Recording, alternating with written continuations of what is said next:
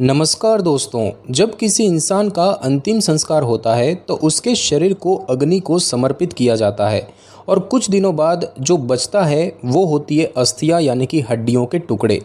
इन अस्थियों को एक मिट्टी के कलश में रखकर परिवारजन उन्हें किसी पवित्र नदी में प्रवाहित करते हैं, खासकर गंगा में।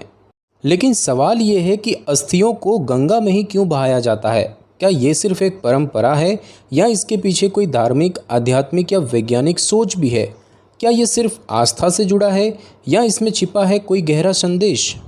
आज इस वीडियो में हम जानेंगे अस्थि विसर्जन की असली वजह, इसके पीछे की मान्यताएं और विज्ञान की नज़र से इसकी सच्चाई। बिना किसी बहस, बिना किसी भ्रम के, बस वही जो सच है और जिसे जानना हर किसी के लिए ज़रूरी है। दोस्तों, हिंदू धर्म में जब किसी व्यक्ति की मृत्यु होती है तो उसे अंत्येष्टि संस्कार के माध्यम से अंतिम विदाई दी जाती है। इस प्रक्रिया में शरीर को अग्नि को समर्पित किया जाता है, जिससे कि शरीर के 5 तत्व मिट्टी, जल, अग्नि, वायु और आकाश में वापस विलीन हो जाए। लेकिन अंतिम संस्कार के बाद जो बचता है वो होती है अस्थियां यानी कि हड्डियों के टुकड़े। इन अस्थियों को कुछ दिनों तक एक मिट्टी या धातु के पात्र में सुरक्षित रखा जाता है और फिर इन्हें किसी पवित्र नदी में प्रवाहित किया जाता है। इस क्रिया को कहा जाता है अस्थि विसर्जन।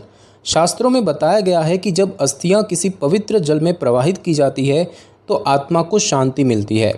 ये विश्वास गरुड़ पुराण और अन्य धार्मिक ग्रंथों में मिलता है, जहां बताया गया है कि गंगा जैसे पवित्र जल में अस्थियां प्रवाहित करने से आत्मा को मुक्ति मिलती है, यानी जन्म और मरण के चक्र से मुक्ति। हालांकि ये आस्था पर आधारित विषय है, लेकिन भारत के करोड़ों लोगों की भावनाएं इससे जुड़ी है और यही कारण है कि सदियों से अस्थि विसर्जन को श्रद्धा और मोक्ष का प्रतीक माना जाता रहा है। दोस्तों, भारत में गंगा को केवल एक नदी नहीं माना जाता, उसे माँ गंगा के रूप में पूजा जाता है। धार्मिक मान्यताओं के अनुसार गंगा स्वर्ग से पृथ्वी पर आई और इसका श्रेय जाता है राजा भगीरथ को, जिनके पूर्वजों की मुक्ति के लिए उन्होंने घोर तप किया। ये कथा वाल्मीकि रामायण, महाभारत और पुराणों में भी वर्णित है। माना जाता है कि राजा सगर के 60,000 पुत्र कपिल मुनि के श्राप से भस्म हो गए थे और उनकी आत्मा को मोक्ष दिलाने के लिए गंगा को धरती पर लाया गया था। तभी से गंगा जल को पवित्र माना जाता है और ये विश्वास बना कि गंगा में अस्थियां प्रवाहित करने से आत्मा को शांति मिलती है।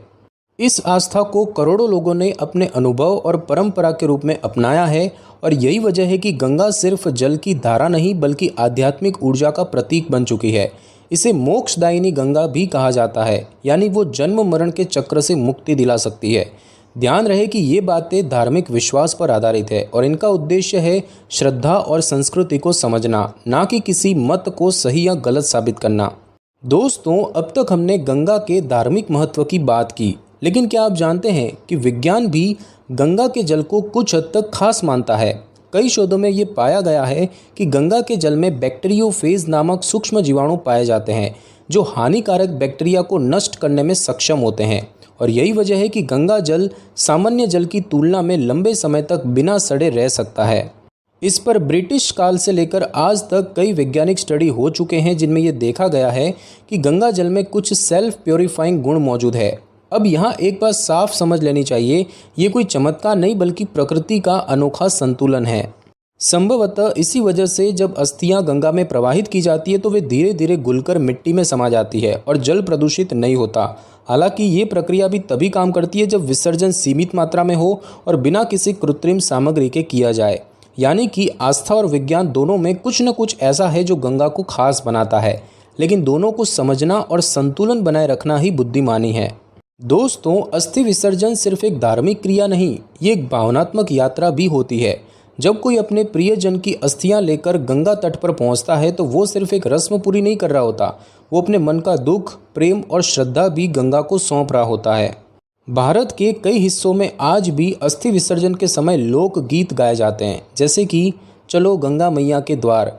ये गीत सिर्फ शब्द नहीं होते, ये उस दुखी परिवार की भावना को आवाज़ देते हैं। कई लोग अस्थियां लेकर लंबी यात्राएं तय करते हैं, सिर पर कलश लेकर नंगे पांव चलते हुए, और हर कदम पर उनके मन में बस एक ही भावना होती है कि आत्मा को शांति मिले। पंडित मंत्र पढ़ते हैं, लोग पुष्प अर्पित करते हैं और जैसे ही अस्थियां गंगा में प्रवाहित की जाती है वहां एक शब्दहीन शांति छा जाती है। शायद इसीलिए अस्थि विसर्जन सिर्फ एक कर्मकांड नहीं बल्कि एक भावपूर्ण विदाई भी है, जहां धर्म, परंपरा और भावना एक साथ बहते हैं। दोस्तों, भारत के अलग अलग हिस्सों में अस्थि विसर्जन की परंपरा निभाई जाती है, लेकिन कुछ स्थान ऐसे हैं जिन्हें विशेष रूप से पवित्र माना जाता है, जैसे कि हरिद्वार, वाराणसी और प्रयागराज। हरिद्वार को गंगा का द्वार कहा जाता है। यहाँ हजारों लोग रोज गंगा में अस्थियां प्रवाहित करते हैं। वाराणसी, जिसे काशी भी कहा जाता है, मान्यता है कि यहाँ मृत्यु होने से आत्मा को मोक्ष मिलता है, इसीलिए यहाँ अस्थि विसर्जन का भी विशेष महत्व है। और प्रयागराज, जहाँ गंगा, यमुना और सरस्वती का संगम होता है, वहाँ अस्थि विसर्जन को 3 पवित्र नदियों का आशीर्वाद माना जाता है। इन जगहों पर न केवल धार्मिक दृष्टि से बल्कि भावनात्मक रूप से भी परिवार के लोग अपने प्रियजन को अंतिम विदाई देने पहुंचते हैं। गंगा घाटों पर लोग मौन होकर प्रार्थना करते हैं और उस शांत बहते जल में वो अपनी यादें, आंसू और श्रद्धा प्रवाहित कर देते हैं। और शायद इसीलिए ये स्थान केवल शहर नहीं है, ये आस्था के केंद्र हैं, जहाँ हर प्रवाहित अस्थि के साथ एक कहानी जुड़ी होती है। दोस्तों, भारत में कई पवित्र नदियाँ हैं, यमुना, नर्मदा, गोदावरी, कृष्णा, कावेरी। फिर सवाल ये उठता है कि जब नदियाँ इतनी हैं तो अस्थियाँ सिर्फ गंगा में ही क्यों बहाई जाती है? इसका सीधा उत्तर है विश्वास और परंपरा। गंगा को मोक्षदायिनी माना जाता है और ये मान्यता सिर्फ आज की नहीं बल्कि हजारों वर्षों से चली आ रही परंपरा का हिस्सा है। शास्त्रों, पुराणों और रामायण महाभारत जैसे ग्रंथों में गंगा को पृथ्वी पर आई एक दिव्य धारा कहा गया है, जो पापों को नाश करती है और आत्मा को शांति देती है। हालांकि देश के अलग अलग क्षेत्रों में स्थानीय नदियों में भी अस्थि विसर्जन होता है, जैसे कि दक्षिण भारत में कावेरी, महाराष्ट्र में गोदावरी और मध्य भारत में नर्मदा। लेकिन गंगा के साथ जो सांस्कृतिक और धार्मिक गहराई जुड़ी है, वो अन्य नदियों से कहीं ज़्यादा व्यापक और प्राचीन है। इसका अर्थ ये नहीं कि बाकी नदियाँ कम पवित्र है, बल्कि ये कि गंगा के साथ जुड़ी हुई कथाएं, मान्यताएं और आस्था इसे एक विशेष स्थान देती है और इसीलिए अधिकांश परिवार अस्थि विसर्जन के लिए गंगा को ही चुनते हैं, एक परंपरा, श्रद्धा और विश्वास के रूप में। दोस्तों, परंपरा का सम्मान करना जरूरी है, लेकिन बदलते समय में कुछ सवाल उठाना भी उतना ही जरूरी है। आज हर दिन हजारों की संख्या में अस्थियां, फूल, कपड़े और पूजा की अन्य वस्तुएं नदियों, खासकर गंगा में प्रवाहित की जाती है। श्रद्धा में कोई कमी नहीं, लेकिन कभी कभी ये प्रक्रिया पर्यावरण के लिए चुनौती बन जाती है।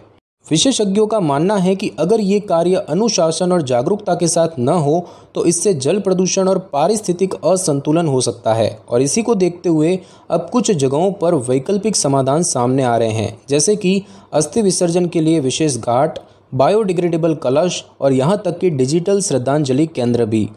सरकार और समाज मिलकर परंपरा को भी निभा रहे हैं और प्रकृति की रक्षा भी कर रहे हैं, क्योंकि असली श्रद्धांजलि वही है जो किसी को शांति देने के साथ साथ धरती माँ का भी ध्यान रखे। दोस्तों, जीवन और मृत्यु, 2 शब्द जो दिखने में अलग है लेकिन दरअसल एक ही यात्रा के 2 छोर हैं। जब कोई इंसान इस दुनिया से चला जाता है तो अस्थियां ही वो अंतिम चीज़ होती है जो हम उसके स्पर्श, उसकी स्मृति की तरह अपने साथ लेकर चलते हैं और फिर उन्हें हम सौंप देते हैं गंगा की धारा को, धर्म की भावना को और प्रकृति की शांति को। अस्थि विसर्जन सिर्फ एक परंपरा नहीं, ये एक अंतिम स्पर्श है जो हम उस आत्मा को देते हैं जिससे हमारा जीवन कभी जुड़ा था। ये प्रक्रिया न केवल मृत व्यक्ति को विदाई देती है बल्कि जीवित को भी ये सिखाती है कि जीवन क्षण भंगुर है और हर संबंध, हर सांस, हर क्षण मूल्यवान है। शायद यही कारण है कि अस्थियों को प्रवाहित करना केवल एक कर्मकांड नहीं बल्कि ध्यान, भावना और दर्शन बन जाता है, जहाँ हम मृत्यु को समझने की कोशिश करते हैं और जीवन को और गहराई से जीने लगते हैं। तो दोस्तों, आपने देखा कि अस्थियां गंगा में प्रवाहित करने की परंपरा केवल एक धार्मिक प्रक्रिया नहीं है बल्कि भावना, दर्शन और श्रद्धा का संगम है। इसमें आस्था भी है, विज्ञान भी और एक गहरी सोच भी, जो हमें मृत्यु को स्वीकार करना सिखाती है और जीवन को समझने का नया दृष्टिकोण देती है। अगर आपको ये वीडियो ज्ञानवर्धक और विचार उत्तेजक लगा हो तो इसे अपने परिवार और मित्रों के साथ जरूर साझा करें और हमें कमेंट में बताइए कि क्या आपने कभी किसी का अस्थि विसर्जन देखा है या आपके परिवार में इससे जुड़ी कोई यादगार परंपरा रही है। ऐसे ही और दिल और दिमाग को छू लेने वाले विषयों के लिए ज्ञान तंत्र को सब्सक्राइब करें और बेल आइकन जरूर दबाएं ताकि अगली बार जब हम कोई नई कहानी लाएं तो आपसे छूटे नहीं। मिलते हैं अगले वीडियो में एक नए ज्ञान और अनुभव के साथ। धन्यवाद।